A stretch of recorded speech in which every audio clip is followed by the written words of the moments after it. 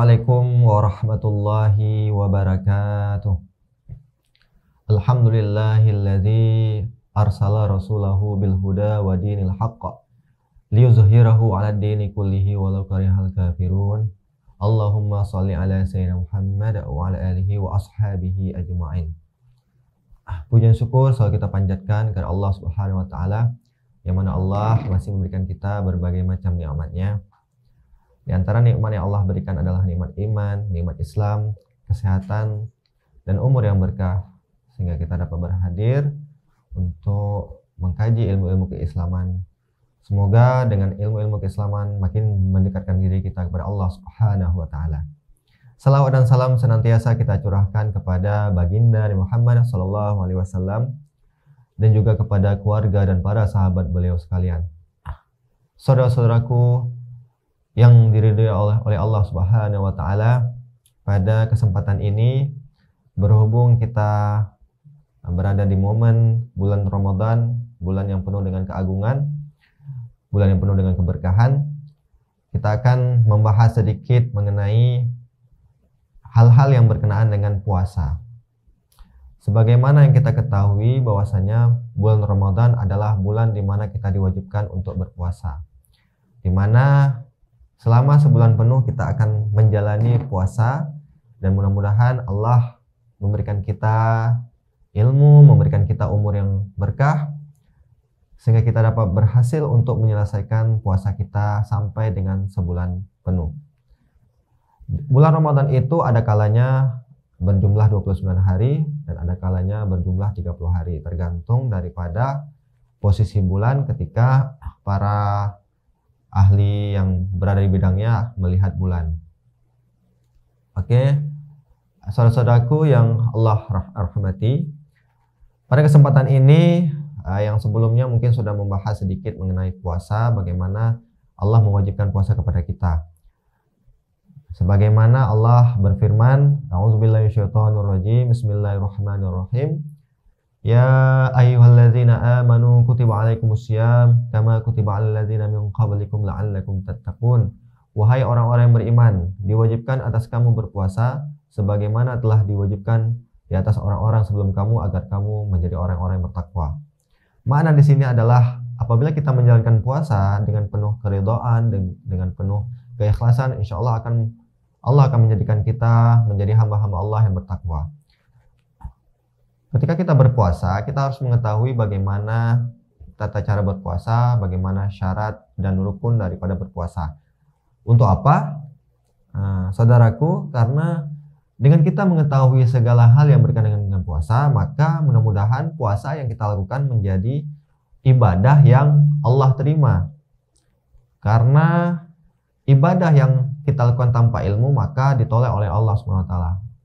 Artinya tidak terima oleh Allah Subhanahu wa taala.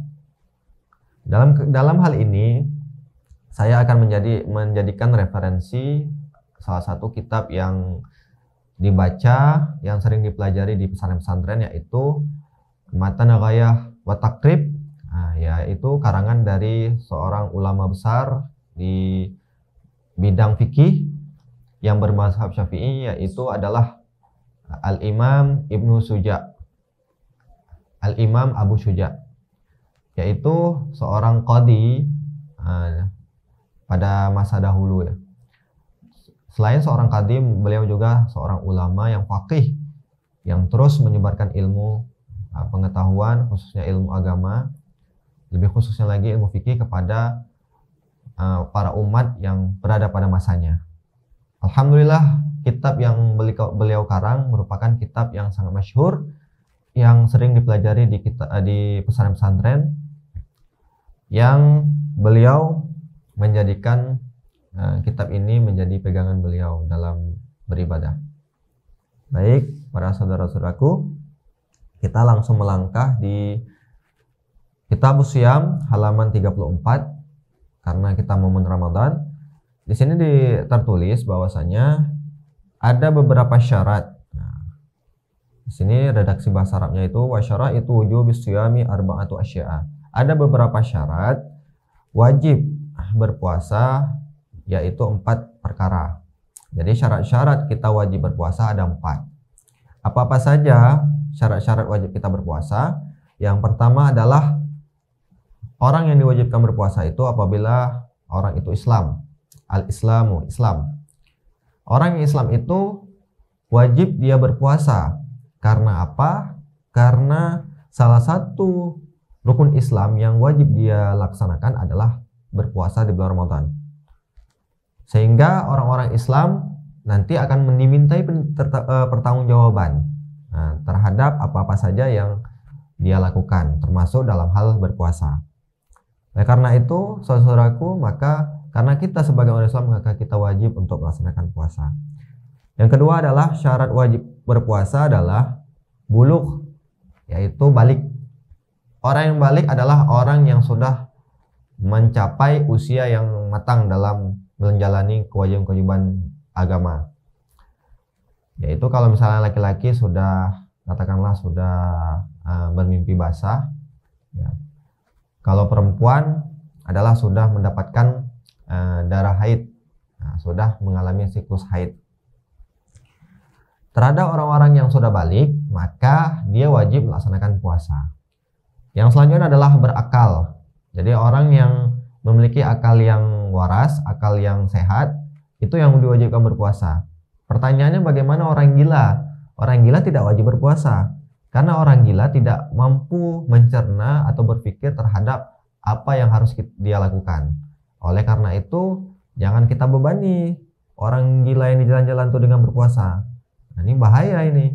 Nanti bukannya dia malah berpuasa, kita yang jadi korban gitu akibat keganasan orang gila tersebut.